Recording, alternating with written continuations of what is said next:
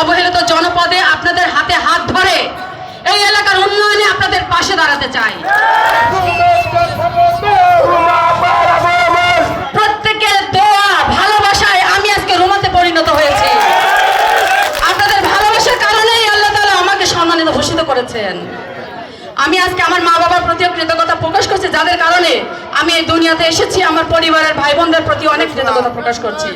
আমার সাথে একটি বক্তব্য থাকবে, আমি আপনাদের সন্তান, আমি আপনাদের সাথে থাকতে চাই, আপনাদের জন্য কাজ করতে চাই।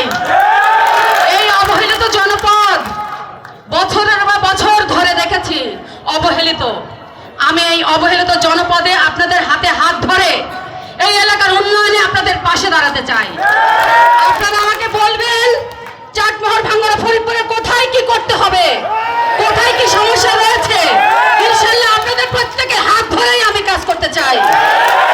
এই এলাকা যতদিন উন্নয়নে আমি ছোঁয়া দিতে না পারবো, ততদিন আমি মাঠে ময়দানে, নদী নালা, মাঠ ঘাটে আপনাদের হাত ধরে আমি হাঁটতে চাই।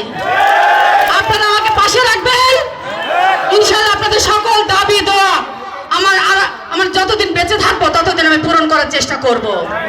আমি আপনাদের সন্তান, আপনাদের মেয়ে, আপনাদের বোন, সেই হিসাবে আমাকে দেখবেন। আমি কোথায় গিয়েছি, কত দূরে উঠেছি, এটা বিষয় না। বিষয় একটাই, এই এলাকার সন্তান আমি, আমার পরিচয় একটাই আপনাদের কাছে। আমি যেমন আগেও বোন ছিলাম, এই এলাকার মেয়ে ছিলাম, এখনো তেমনটাই আছি। আমি রাজনীতিতে মাত্র হাতেখড়ি দিয়েছি। আমি শুধু রাজনীতিতে আপনাদের দোয়া এবং ভালোবাসা নিয়েই আমি আগামী দিনে পথ চলতে চাই এবং একসাথে হাতে হাত মিলিয়ে সুখে দুঃখে আপনাদের সাথে থাকতে চাই। আশা করব আপনারা আমাকে সাথে রাখবেন, আপনাদের সাথে।